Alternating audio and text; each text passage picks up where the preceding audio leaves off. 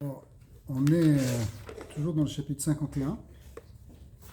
On a fait la moitié du chapitre. Ce chapitre, en fait, et puis ça va suivre avec le chapitre 52, hein, il vient nous expliquer la manière dont Akadosh Baruch Hu, finalement, on le retrouve partout dans le monde. Mais en même temps, d'un côté, on dit qu'il réside à tel endroit, qu'il est dans tel palais, ou on veut le faire résider dans le monde d'en bas. Qu'est-ce que ça veut dire le faire résider? Qu'est-ce que ça veut dire qu'il est plus à un endroit, plus qu'un autre? Alors, il a pris, dans la première partie de ce chapitre 51, le Admorazaken a pris comme exemple ce qui se passe entre la Neshama et notre corps. Et notre Neshama, notre Nefesh, il circule partout dans notre corps, puisque c'est lui qui anime tout, et s'il se retire, il n'y a plus de vitalité dans une partie du corps. Mais en même temps, on dit qu'il réside en particulier et en priorité dans le cerveau. C'est-à-dire que si la Neshama est dans le cerveau, après ça, de là, elle se diffuse dans le corps entier. On l'a vu aussi, on a été rencontré un peu plus dans les détails en parlant des différentes parties de l'âme qui se trouvent dans le cerveau, dans le cœur et dans le foie. Mais tout ça pour dire que bien que l'âme est partout, elle n'est pas physique, donc on ne peut pas dire qu'elle est réellement dans un endroit physique. En même temps, on la trouve plus dans telle ou telle partie, en particulier ici dans le cerveau. Alors tout ça, c'était pour qu'on comprenne ce qui se passe avec Dieu, on va dire. En fait, c'est la présence de Dieu et l'univers. On va dire effectivement, c'est lui qui donne la vitalité au monde entier. Et on a des enseignements du Zohar qui nous disent qu'il n'y a pas un endroit où il n'est pas là.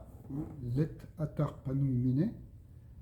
Il n'y a aucun lieu où il ne soit.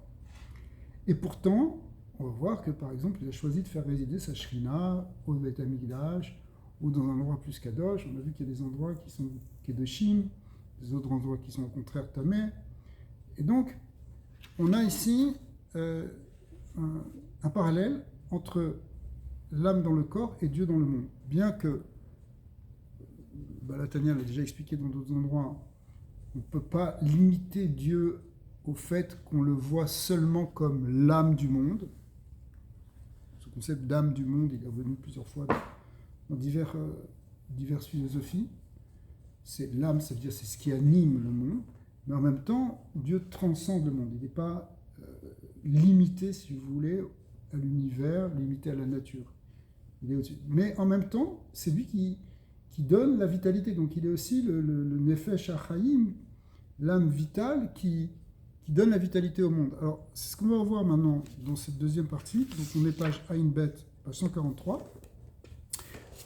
Et il dit Vekacha mamash et deremachal ensof baruchu memale kolalmi. Alors, de même qu'on a dit ça sur l'âme dans le corps, on peut dire aussi sur le ensof baruchu. Alors, ensof baruchu, dans les Mahamarim de Chassidut, on rentre vraiment dans les détails de qu'est-ce que ça veut dire Ensof, qu'est-ce que ça veut dire l'essence de Dieu, etc. Mais pour nous, le Ensof Baruch Hu ici, Stam, ça veut dire Hachem, Dieu. Ouais. Il est Memale Kol Almin, il remplit tous les mondes. La Chayotam, alors je reprends la parenthèse que je viens de dire, c'est qu'on dit pas simplement qu'il est Memale Kol Almin, mais il est aussi Sovev Kol Almin, c'est-à-dire qu'il a aussi une dimension transcendante, une phrase qu'il a répétée des dizaines de fois ici dans Tanya, je ne sais pas si vous l'avez remarqué, Kulo Kelo Chashiv Dame, par rapport à Dieu, c'est comme si rien n'existait, tellement. Il n'y a rien d'autre qu'Hachem. Rien d'autre qu'Hachem. Mais ici, ce qui intéresse le Balatania, c'est cette dimension de Memale Kolalmi, c'est-à-dire d'immanence, du fait que Dieu, il est dans le monde, ou dans les mondes, parce qu'il n'y a pas simplement le monde physique, il y a aussi tous les autres niveaux d'univers, on sait en particulier de la Tzilut, Bria, Isira, Asiya, on va revoir ça maintenant. En tout cas, il est même allé Kolalmin, la Chayotam. Le but qu'il soit dans les mondes, c'est pour amener la Chayut, la vitalité. Ou Bechol Olam, Yesh Brouyim, les En Ketz Vetachitz, Ribo Revavot Mine Madrigot.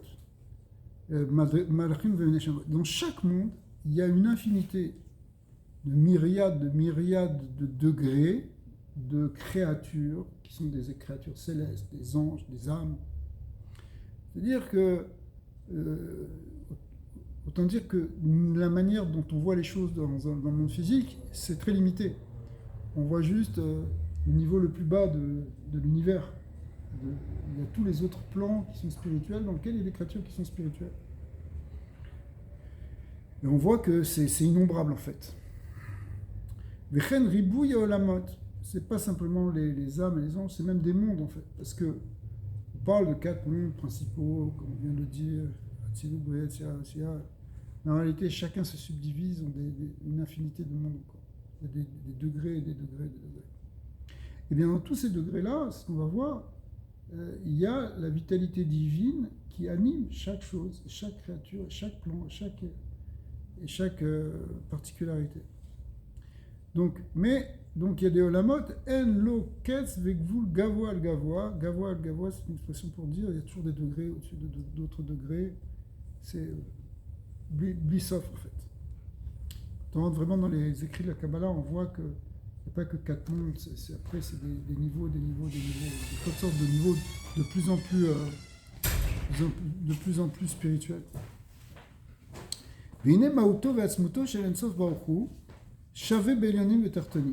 Maintenant, l'essence de Dieu, on va juste traduire Mauto Ve'atzmuto par l'essence sans rentrer vraiment dans le détail, parce que il n'y a pas vraiment de différence, c'est une expression plutôt qu'autre chose en général, Mauto Ve'atzmuto, c'est Dieu lui-même, si vous voulez, pas son rayonnement, pas son épanchement lumineux pour faire vivre les créatures, mais ce qu'il est lui, eh bien, Shavé Be'elyonim ou Betartonim, il est égal que ce soit dans les mondes d'en haut ou dans les mondes d'en bas.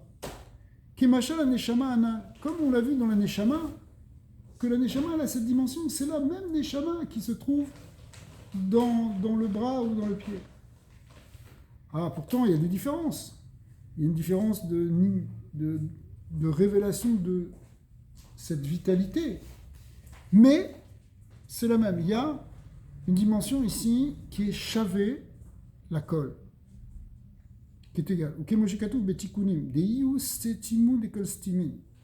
Là, on est dans l'expression du Zohar, qui nous dit qu'il est la fermeture des fermetures. Ça veut dire quoi la fermeture des fermetures? Pirouche, de afilou be'almin stimin de leila ou satum venelam. C'est-à-dire, le terme satum qui veut dire fermé, stimin, fermé, ça veut dire inaccessible à la perception, inaccessible à la compréhension. Il y a une dimension de Dieu qui se révèle et qui est en quelque sorte palpable, on peut ressentir sa vitalité. Mais il y a aussi une dimension qui est son essence, c'est très important, son essence, Sa'atzmut, lui-même en quelque sorte, lui est totalement transcendant. Quand on dit transcendant, ce qu'on appelle aussi Sovev Kolalmi, transcendant, ça ne veut pas dire qu'il est au-delà du monde, ça veut dire qu'il est au-delà de la perception. Et quel que soit le degré de créature dont on parle, que ce soit une créature terrestre, inférieure, on ne peut pas percevoir cette essence. Mais même si on est dans les mondes les plus élevés, même les degrés les plus raffinés, où il y a le plus haut niveau de révélation, on ne peut pas percevoir son essence. Il est stima d'école stimée. Il y a une dimension qui échappera toujours à toute créature, qui est la dimension de Dieu absolu, l'absolu divin, l'infini divin, lui en tant que tel, ne nous est pas accessible et n'est pas accessible à qui que ce soit, dans quel que soit l'univers, quel que soit le plan, même dans les degrés les plus élevés. Personne ne peut percevoir son essence parce que par nature, on pourrait dire, par définition, elle est au-delà du perceptible. Elle est de l'ordre de l'infini absolu, et l'infini, eh bien, aucune créature ne peut le percevoir à lui. Ce qu'on peut percevoir, par contre, c'est son rayonnement sa vibration, sa luminosité, tout ça c'est des exemples, qui fait vivre, oui, les créatures. Donc on peut percevoir que Dieu, il a l'âme du monde, qui donne la vitalité au monde, mais lui-même, il nous échappe. Pirouche de afilou be'almin stimin de leila ou satim venelam. Même dans le monde supérieur, il est complètement caché. Betocham kemo shiu satum venelam betartonim, autant qu'il est caché dans les mondes inférieurs. Kilet mar shavat fissa be klal. Ça aussi, c'est l'expression du Zohar. Aucune pensée ne peut le saisir. Afilou beolamot elyonim, même dans les mondes supérieurs, même si on imaginait des êtres extrêmement élevés, personne ne peut percevoir les sens de Dieu. Benimsa. Donc on a deux choses en fait. On a l'aspect de la vitalité qui, elle, s'habille dans tous les degrés et donne une certaine vitalité. Et on en a une certaine perception. Mais il y a un aspect. Mais Hachem lui-même, on ne peut pas le percevoir. Alors, on va essayer de comprendre un peu mieux. Benimsa kemo shematsui sham kar nimsa betertonim mamash. Pardon, il finit cette idée en disant que il se trouve autant dans les mondes supérieurs que dans les mondes inférieurs. L'essence de Dieu, elle n'est pas moins là que dans les mondes les plus élevés. Elle est pareille.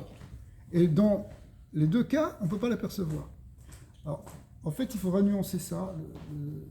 Le Zohar dira que même si on ne peut pas le percevoir, l'et marchavat fissa beklal, yesh fissa bereuta deliba. Ce qui veut dire que même si on ne peut pas l'apercevoir au niveau de la pensée, on peut en avoir une idée. Je dirais, reuta deliba, ça veut dire dans le ratson du lèvre, c'est-à-dire on peut en avoir une intuition profonde en nous, une perception profonde que Dieu est là, que Dieu existe, même si je ne le vois pas. Mais si vous voulez, ça va se traduire par une forme de émouna, mais la émouna n'étant pas simplement une foi intellectuelle, c'est plutôt une espèce de certitude intérieure, perception intérieure. Le fait d'en parler, ouais. C'est pas déjà une certaine... Mais c'est pas pour autant qu'on peut le saisir. Saisir, non, mais percevoir la réalité de la chose. Ouais, peut-être. Peut-être. Alors, ça c'est une certaine parenthèse, mais maintenant l'idée, ce qu'il vient nous dire, c'est que, en tout cas, il est autant haut qu'en bas, il est dans la même chose dans tous les mondes. Alors maintenant, si c'est comme ça, finalement, quelle différence il y a entre Hatzilut et ici, entre les mondes supérieurs et ici, puisque finalement, Dieu, il fait vivre les choses là-haut, il fait vivre les choses d'en bas, il est au même niveau, il y en a le divin est le même en haut qu'en bas, donc il n'y a pas de différence. Donc pourquoi ici on vit dans un monde plus gashmi et plus opaque, avec moins de connaissances, moins de perception que là-haut? C'est pas vrai, il y a autant de perception, puisque même là-haut ils ne perçoivent pas. Alors c'est là qu'il faut distinguer entre justement cette dimension transcendante de l'essence de Dieu et du sauveur comme lui-même, avec la dimension immanente, celle qui se révèle de degré en degré, en se révélant plus ou moins suivant le niveau.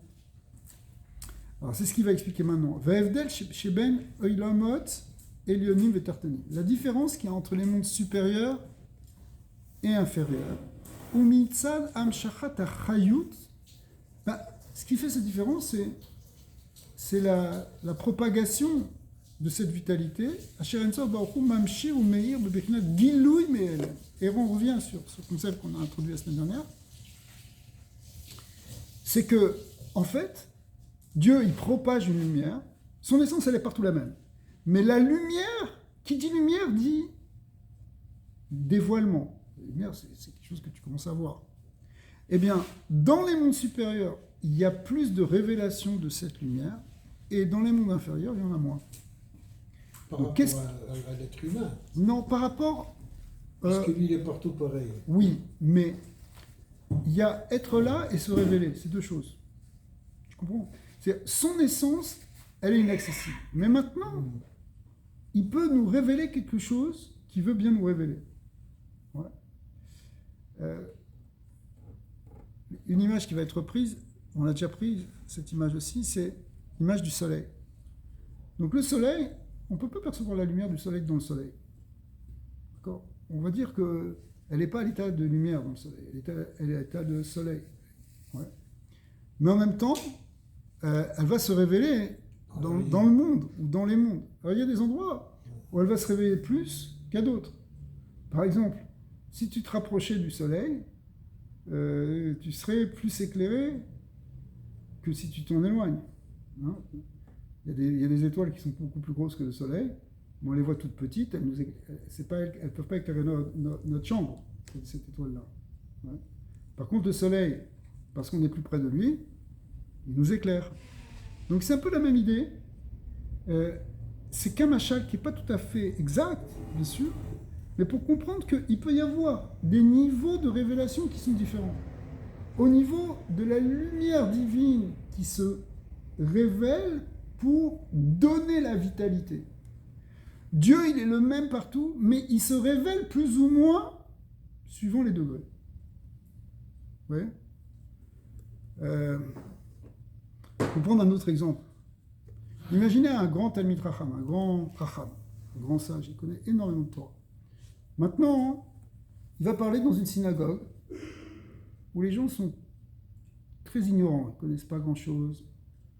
C'est pas pour le... Qu'est-ce qu'il va faire ? Il va essayer de donner des choses simples. Il va prendre un Pirkei Avot qui va expliquer de manière que les gens puissent comprendre. Okay. Maintenant, ce même Rosh Yeshiva, il est maintenant de passage dans le grand Beth Midrash de la ville où un public de grands Talmid Chachamim sont venus pour l'écouter. Et tout d'un coup, on va le voir rayonner d'une autre manière. Il va commencer par faire un pipoule extraordinaire, montrer des choses. Il va rayonner d'une lumière qui est plus grande. Mais c'est le même Talmid Chacham. C'est la même personne. Seulement, suivant l'endroit où il est, il se révèle plus ou moins. D'accord ? C'est le même. Son essence, c'est le même gars. Tu lui parles, c'est lui. Il n'y a pas deux personnes différentes. Mais ici, il révèle plus de lumière, ici, il en révèle moins. Pourquoi ? Parce qu'il n'est pas dans le même niveau. Okay ? C'est la même chose. Dieu, il révèle plus de sa lumière dans Hatzilut que dans Bria, ou que dans Yitzhak, ou que dans Asiya. D'accord ? Et on a dit ces 4 mondes, c'est en fait une infinité de mondes à l'intérieur, mais pour donner un échelon. D'accord ? Donc, au niveau de sa révélation, de ce qu'il va montrer de lui-même, parce qu'en fin de compte, même quand il aura fini son shiur d'1h30 dans la grande yeshiva, il aura montré qu'une petite partie de sa lumière. C'est pas lui encore, personne ne l'a vu. On ne sait pas qui il est, qu'est-ce qu'il y a dans sa pensée, et comment il est lui-même, dans sa compréhension. On est dans ce qu'il nous a révélé. D'accord ? Tu prends le rabbi parlait pendant des heures. Mais est-ce qu'on peut dire qu'on comprend le rabbi, qu'on connaît le rabbi, qui il est le rabbi, comme sa femme, elle a dit, c'est un tzaddik nistar, mon mari. Personne ne sait qui il est. Ah, pourtant, il s'est beaucoup montré, il s'est montré pendant des heures de cours et des cours et des cours et des cours et des entrevues et des vidéos et des choses où il a parlé, où il a aidé, donc il a beaucoup rayonné, mais lui-même, on ne sait pas dans quel madrigal il est. On peut s'imaginer, on peut commencer à faire des choses, mais en fait, on ne sait pas. Et ça, on parle pour l'instant d'un tzaddik ou d'un grand Talmid Chacham, mais sur l'essence de Dieu, c'est totalement impossible. Mais pour autant, il a, dans sa manière de se révéler, c'est-à-dire pour passer du mina elem la giloui, c'est ça les termes qui sont employés, d'accord ? Ou ici giloui mia elem, c'est-à-dire passer du caché au dévoilé, eh bien, si il se dévoile plus, s'il dévoile plus de lumière, ce sera un monde supérieur. C'est ça qui fait que le monde est supérieur. S'il dévoile moins de lumière, c'est ça qui fait que le monde est inférieur. En d'autres termes, c'est aussi, on l'a déjà vu plus ou moins, c'est que le voilement de la lumière est plus grand dans le monde d'en bas, il y a plus de tzimtzum qui contractent la lumière et qui le voilent, que dans les mondes d'en haut, où il y a moins de tzimtzumim, il y a moins de contractions, moins de filtres. Mais en réalité... Et dans la Rona Kodesh, c'était quoi qui était... C'était un autre livre aussi. Alors, c'est ça, c'est encore autre chose. On va y arriver à ça. On va y arriver un peu plus loin. Mais, donc, en fait, ici, il est en train de poser des bases qui sont importantes pour la compréhension du monde, pour la compréhension de la métaphysique, comment Dieu est dans le monde. Donc, d'un côté, Dieu transcende totalement le monde. Et en fin de compte, il est chavé, il est partout pareil. Il est son essence, mais elle nous dépasse, elle nous transcende, elle transcende notre esprit, parce qu'il est infini. Et d'un autre côté, dans sa révélation, il peut y avoir plus ou moins de révélations. Donc si tu montes dans un monde supérieur, tu vas avoir beaucoup plus de lumière. Mais la lumière, c'est pas le luminaire, c'est ce qu'il a fait rayonner de lui. C'est pas lui en tant que tel. Évidemment, il y a quelque chose de lui dans la lumière. Mais c'est lui qui donne la vitalité. Chez Zéou Echad Me'ata Amim, je suis au niveau du crochet. שהטעמים שההשפעה והמשכות החיות מכונה בשם אור על דרך המשל. Il dit, justement, c'est pour ça, c'est une des raisons pour lesquelles, en fait, les Mekoubalim, les kabbalistes ont choisi ce symbole de la lumière. Parce qu'en réalité, même ça, c'est un symbole, là, pas de la lumière comme nous, on comprend. Mais dans l'idée de lumière, il y a quelque chose qui est nifla, c'est que ça peut être plus ou moins éclairé, plus ou moins révélé. Donc on peut voir cette vitalité, on la symbolise par de la lumière pour dire que là où il y a plus de lumière, la vitalité est plus élevée, plus spirituelle. Donc, à la fin du crochet, où les achayot haolamot, la beruim shebahem, qui, en fait, c'est cette lumière qui sert à vitaliser les mondes et les créatures qui s'y trouvent.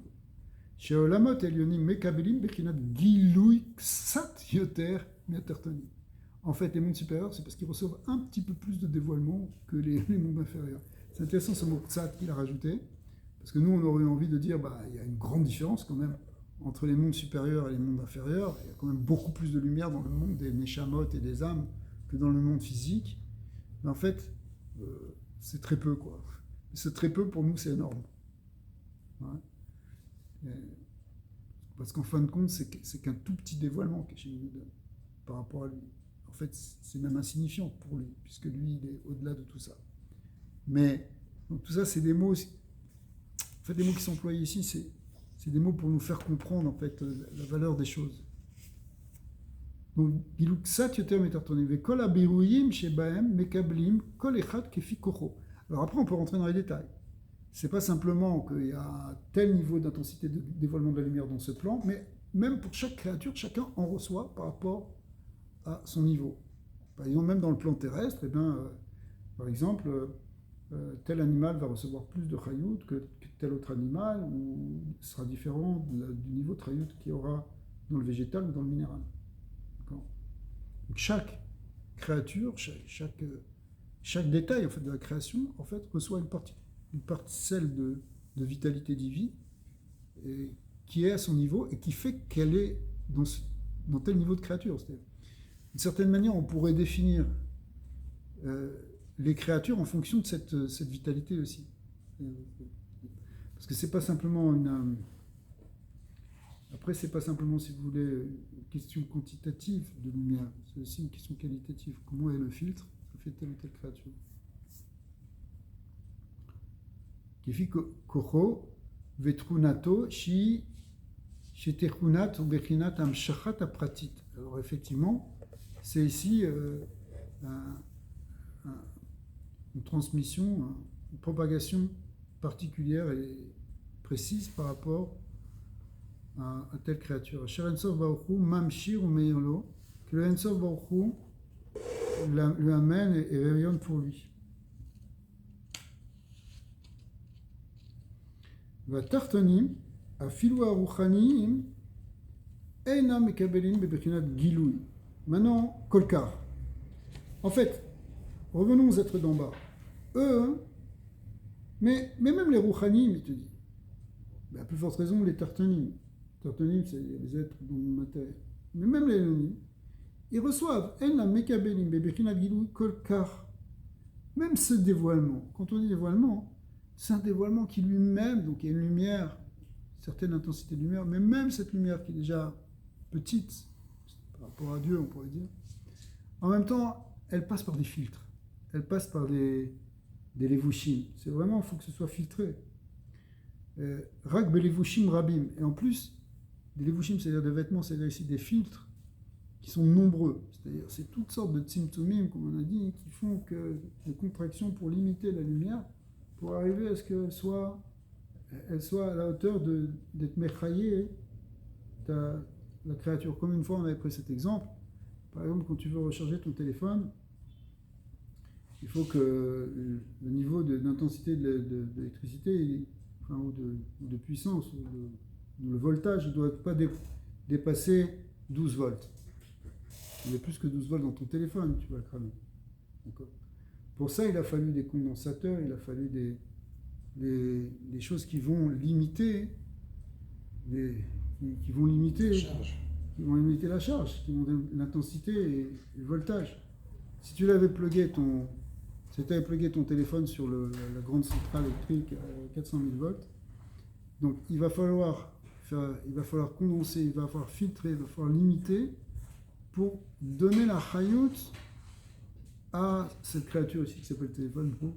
Mais c'est la même chose pour toutes les créatures. Il faut que ce soit transformé, il faut qu'il y ait des transformateurs, il faut qu'il y ait des choses qui vont réduire l'intensité, ce qu'il appelle ici en fait des levushim rabim, pour arriver à ce que la chayout elle soit quelque chose de vitalisant et pas quelque chose de destructif évidemment.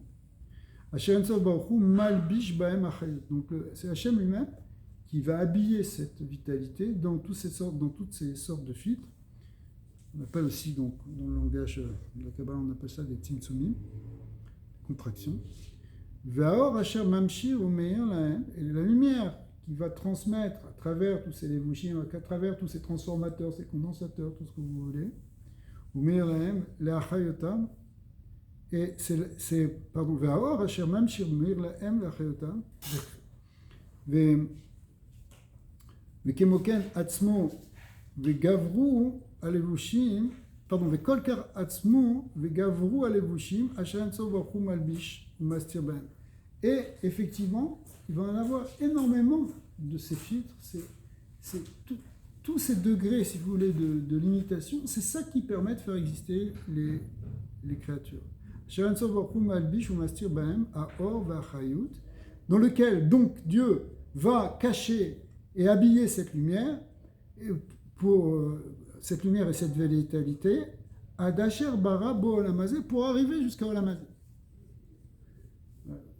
Ça veut dire, ça vous est jamais arrivé dans une chambre où vous voulez dormir Shabbat, tout d'un coup, vous avez oublié d'allumer la lumière, ou il y a un enfant qui est venu, qui a allumé en grand parc.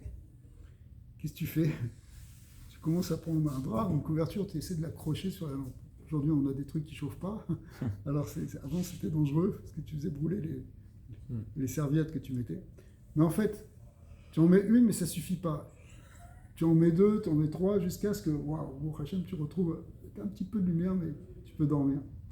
Ben, c'est la même chose. Pour arriver à la Gashmiyut de Olam Hazeh, il faut qu'il y ait des tonnes de filtres. Parce que sinon, tu ne dors pas. sinon, ça ne tient pas. Le monde ne tient pas. Donc, plus on va dans le monde d'en bas, dans le Olam Hazeh, ça veut dire qu'il y a eu beaucoup de filtres. C'est ça qu'il est en train de nous dire. Pour arriver à Dacher Barab Olam Hazeh, jusqu'à arriver à la création de Olam Hazeh, à Khumari qui lui est physique, Gashmi est matériel, Mamash. Qui est Mamash, c'est du concret, c'est-à-dire pour arriver à un monde matériel, imaginez le nombre de filtres qu'il a fallu avoir. Umauto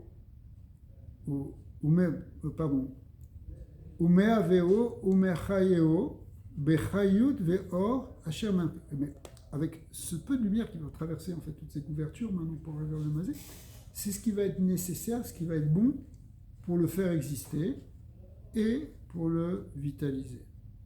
Bechayut ve'or asher mamshir umeir lo or amelubash umechuse umesutar betor halevashim. Donc pour le faire vivre, donc à travers cette lumière, grâce à cette lumière qui va passer par tous ces vêtements, etc. Betor halevashim arabim ve'atsumim. Les termes ils sont forts quand même, c'est-à-dire c'est des voiles, des vêtements qui sont nombreux, atsumim, c'est-à-dire qui sont énormes, qui sont très très puissants. Mais alimim qui vont voiler ou mastirim et cacher à or vers Chayoud.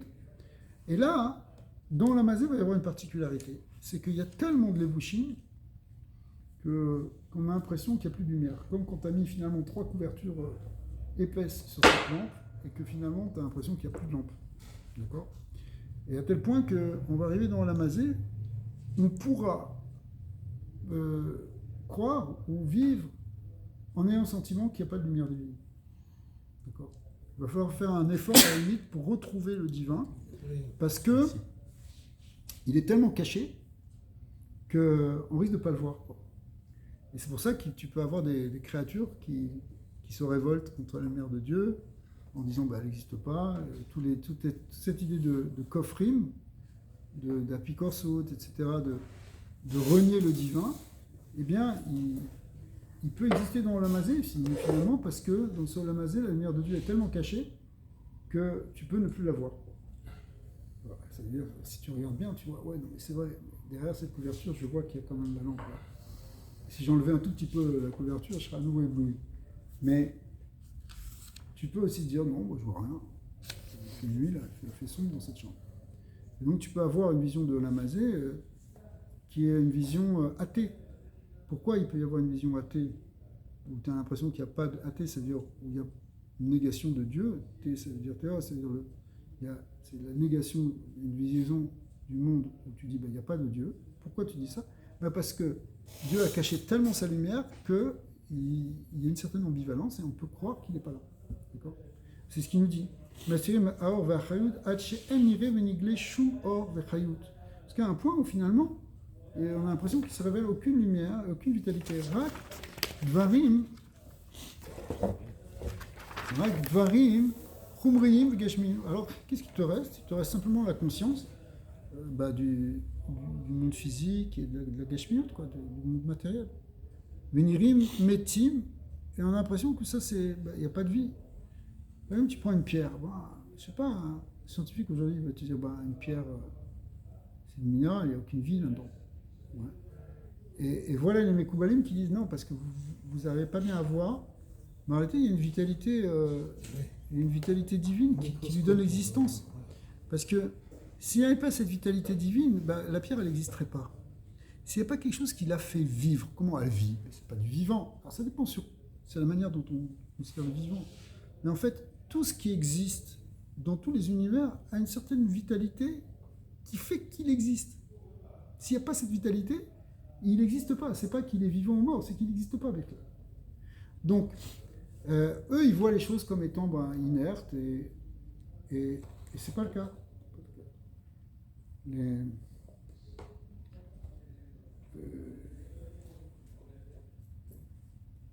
Les anciens voyaient cette vitalité-là. Soit ils étaient dans la Gdusha et ils voyaient la vitalité divine, soit ils pouvaient en faire une sorte d'avodazara. Par exemple, on te parle dans les prophètes des dieux de bois et de pierre. Ok, alors on comprend, ça veut dire que les gens faisaient des statues en bois, des statues en pierre. Mais la Torah nous dit, faites très attention à ça, ne chérissez pas un arbre sacré, ce qu'on appelle une Asherah. Ne vous prosternez pas par terre sur une stèle. Pourquoi? Parce que dans l'idolâtrie, les idolâtres percevaient une certaine vitalité dedans. Et en réalité, c'est pas qu'elle n'y est pas, mais c'est que elle n'est pas indépendante de Dieu. Elle est une vitalité d'Hachem. Aujourd'hui, on vit dans un monde où justement on a tout bouclé et cloisonné dans la Gashmiyut. Mais si on était capable de retourner dans la nature réellement, de se mettre en harmonie avec la nature, on pourrait sentir la vitalité qu'il y a dans les arbres. Même aujourd'hui, on peut ressentir le vivant. Et même dans la pierre, je ne sais pas si vous avez fait des fois des promenades dans des montagnes, dans des vraies montagnes. Tu peux sentir une énergie, une force, à tel point que, chas v'shalom, les hommes ont pu en faire une sorte d'avodazara. Il y a des montagnes sacrées, on a dans certains pays. Okay. Mais en réalité, elle n'est pas autre chose qu'une expression d'une certaine vitalité divine qui s'y trouve. Et peut-être qu'il y a des montagnes où ça se trouve plus que dans d'autres. Mais, chas v'shalom, de faire une idolâtrie de ça. La Torah nous a bien prévenu de ça. Mais pour autant, il y a une vitalité. Et chaque chose qui existe, quel que soit le niveau de créature, qu'elles soient les plus spirituelles ou les plus matérielles, il y a une vitalité divine. Sauf que dans le monde matériel, on peut arriver, et voilà, Balatania, il nous dit, d'ailleurs, lui-même, il écrit ça au moment où il y a, ça y est, des coffrines qui sont en train de proclamer que non, il n'y a pas Dieu dans le monde.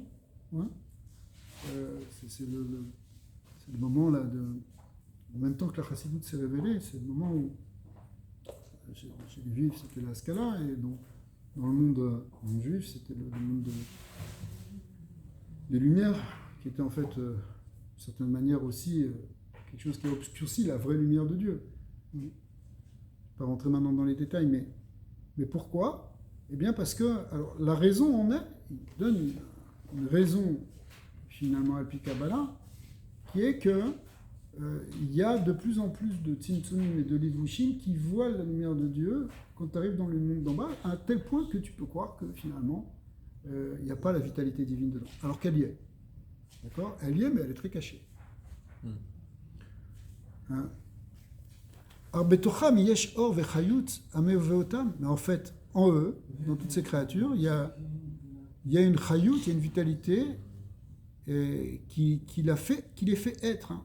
Le terme ici, c'est ça qui donne l'existence. C'est-à-dire cette force divine, cette lumière divine, c'est elle qui donne l'existence aux créatures. Et qui les fait exister, ma'in le yesh. D'accord? À partir de rien d'autre que Dieu, finalement. Et ça tamide. Ça, on l'a déjà vu plusieurs fois, ça va revenir dans le Chelek Bet, c'est que la création, elle est yesh me'ain, et elle est créée en permanence. C'est pas que Dieu a créé le monde dans le passé et qu'après il tourne tout seul. C'est que l'existence, elle est en permanence animée ou produite yesh me'ain. Chaque instant, Dieu fait exister le monde yesh me'ain par sa parole. La parole de Dieu qui est dite au début de la création, elle est intemporelle, elle est encore en train d'être dite. Shelo yirzeru liyota, liyot, ain vfs. Et effectivement, il faut qu'il y ait ça, sinon tu retournerais au néant. Kishayu, comme c'était au départ. C'est-à-dire que si Dieu cesse de faire exister la création yesh me'ain, elle revient au haïn. Ouais. Shilo yirzeru liyot ain vfs kishayu, comme c'était au départ. Ve'orze ou me ensof baruch hu. Cette lumière, effectivement, elle vient du ensof. Elle vient du ensof, même si lui, on n'a pas, comme on a dit tout à l'heure, on n'a pas de perception, ça dépasse, ça transcende toute notre perception de l'ensof lui-même, mais en tout cas, sa lumière, il y en a une certaine révélation. Rak chez nitlabash belvushim rabim. Simplement, donc pour arriver au Lamazi, ça s'est habillé dans beaucoup de vêtements. Kemoshe Katuv Be'etzraïm, comme c'est écrit donc dans Be'etzraïm, ça veut dire la Kabbalah du Harizal, le livre du Harizal. Sheor Vechayut Kadur Haaretz Achumari Anire Le'ene Basar, c'est que la terre, en fait, le globe terrestre, physique, qui nous apparaît à nos yeux de chair, ouais. Ou mi malchut de asiya ou betocha malchut de yetzira vechule, ça veut dire alors on va expliquer d'abord ce que ça veut dire, mais ça veut dire que même si le monde il est physique, d'abord il existe premièrement que parce que Dieu le fait exister yesh me'ain à chaque instant, mais en plus de ça, hein, en fait la force divine s'habille réellement dedans. Donc le monde physique, il vient d'un niveau qu'on appelle Malchut de Asiya, qui représente dans les séphirotes le niveau le plus bas. Ici Malchut, ou même il dit dans la note, il faut dire peut-être Malchut de Malchut, c'est-à-dire vraiment le niveau le plus bas. Mais dans ce niveau le plus bas, s'habillent des niveaux plus hauts. Le Malchut de Asiya, il y a dedans aussi la Malchut de Yetzira, et la Malchut de Bria, Malchut de Hatzilut. Finalement, le Ein Sof, il est au cœur même de la terre et de la matière. Donc même si cette matière-là, elle voile totalement la vitalité qui l'a fait vivre, ça ne veut pas dire qu'elle n'est pas dedans. Elle s'habille dedans en réalité. Simplement, ce qu'on a dit, c'est qu'il y a tout un certain nombre de levushim, de filtres, de voiles, qui font que finalement cette vitalité, elle peut arriver à un point où elle est occultée, mais elle est là. Et elle est là, et en réalité, c'est le Ein Sof qui est dedans. Parce qu'au-delà de Malchut de Hatzilut, il y a Chokma de Hatzilut, il y a des niveaux finalement où c'est la lumière de Dieu qui brille à travers tout ça.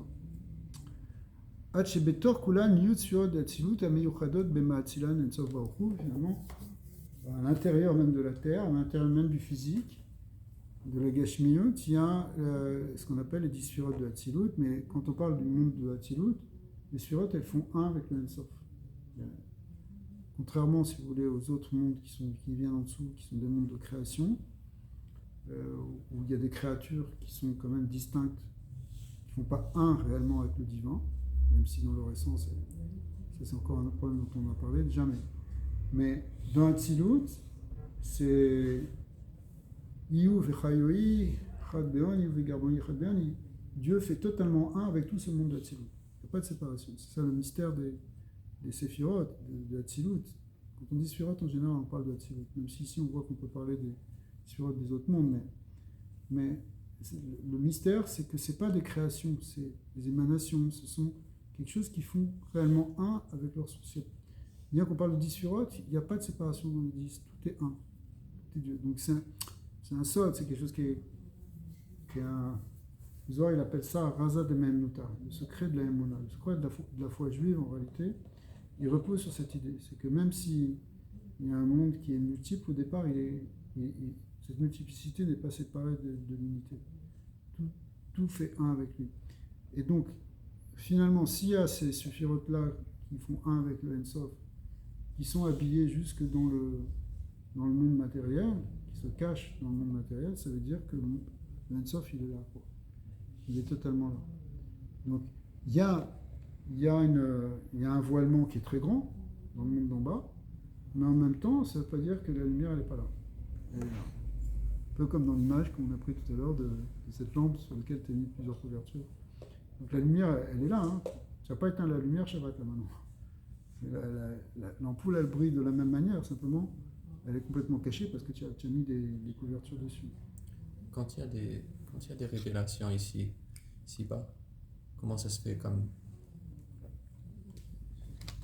qu'on peut révéler plus de lumière ici, si l'effet de plus de lumière, c'est comme détruire ça veut dire, c'est détruire et c'est pas détruire, si tu veux. Je veux dire, par exemple, dans Kriyat Yam-Souf, au moment où on a traversé la mer Rouge, c'est un miracle.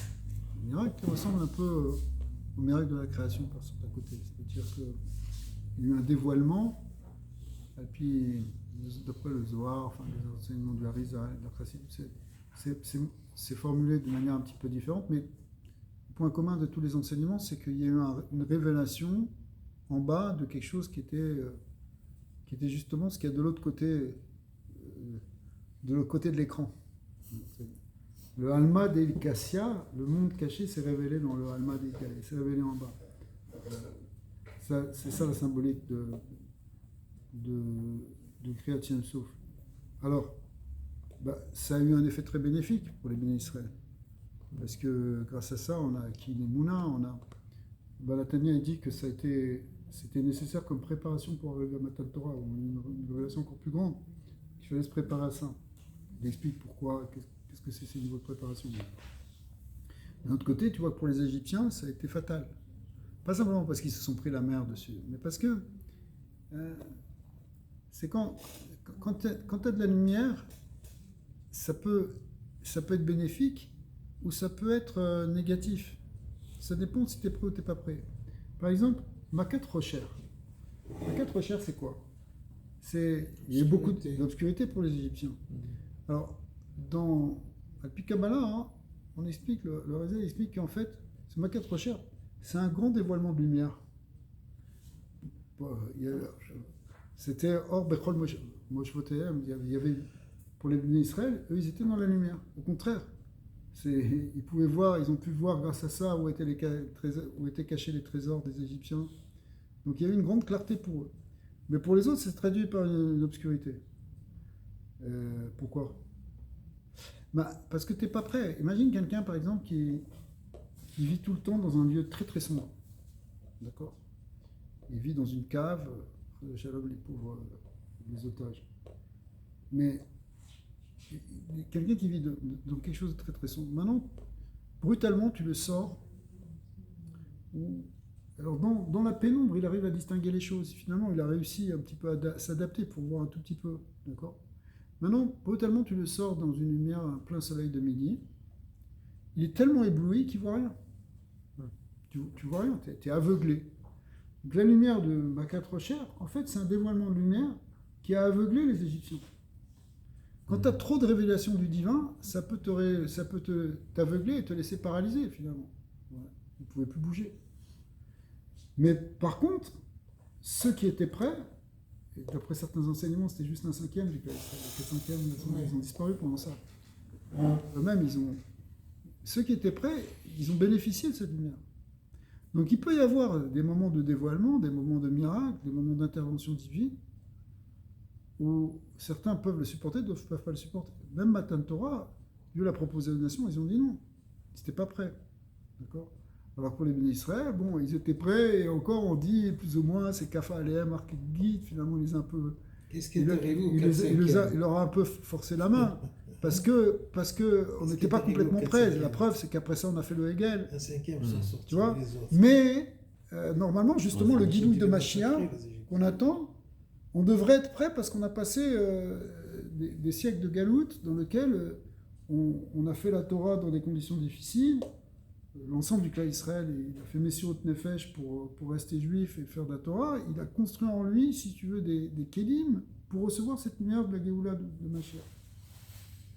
C'est-à-dire que, c'est pour ça que vous allez me dire, ouais, mais on voit bien de nos jours, c'est pas exactement comme ça, mais c'est pas vrai parce que le fond de l'âme d'Israël, elle a été affinée. Elle a été affinée par l'exil, par le galout. On est prêt justement à ce dévoilement de lumière qui est aussi un dévoilement de secret. Parce que la lumière, c'est la lumière de la connaissance. Donc c'est aussi la connaissance des sodotes. C'est pour ça que on compare le dévoilement de Mashiach avec comme un super Matan Torah. En fait. Ve Torah Yatit Etse ou Torah Chadasham Yatit Etse, selon les versions. Une Tratchut de Horaïta, le renouvellement de la Torah, qui va se faire en Matan Torah, et comme c'est expliqué dans le Zohar, dans Rampra aussi, le reprend bien dans les Shivim Tikkunim,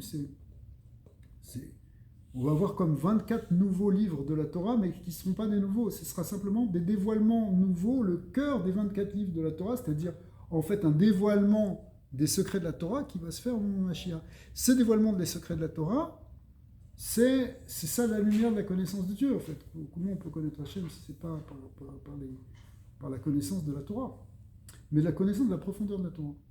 Donc pour arriver à ce dévoilement, effectivement, il faut avoir préparé le Kéli.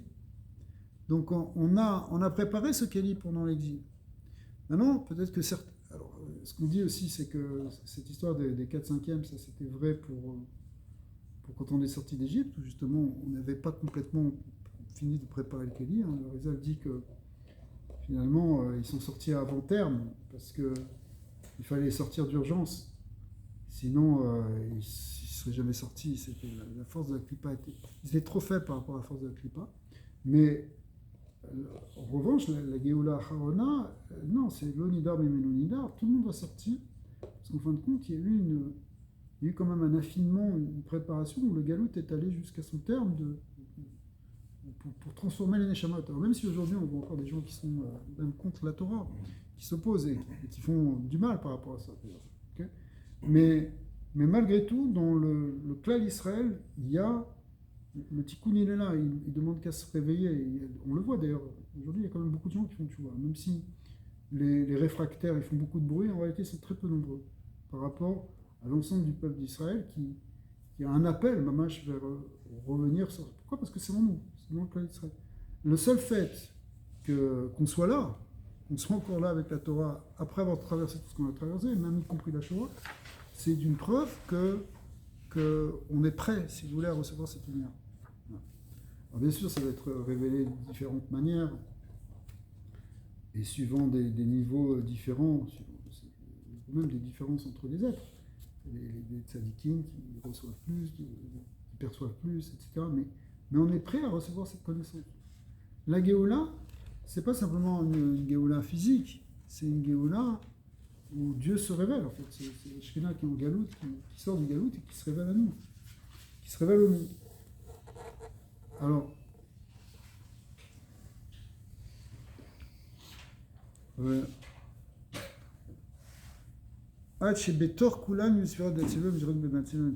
donc ça c'est la fin du Pérec. Donc on est arrivé finalement au point, hein, mais il va le reprendre dans le début du chapitre 52. On est arrivé au point où finalement Hachem il est absolument partout d'une manière égale, mais en même temps il y a des niveaux de révélation qui sont différents, y compris une certaine forme de hiérarchie. Les niveaux les plus hauts où il y a plus de révélations, les niveaux les plus bas où il y en a peu ou presque plus.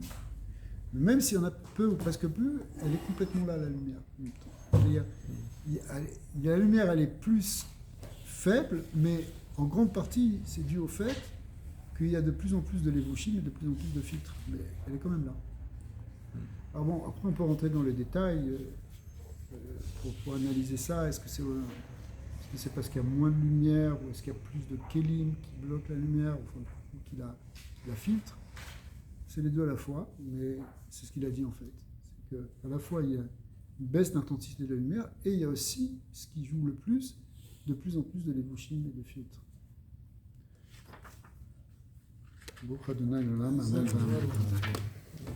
Dis-moi, qu'est-ce qu'ils sont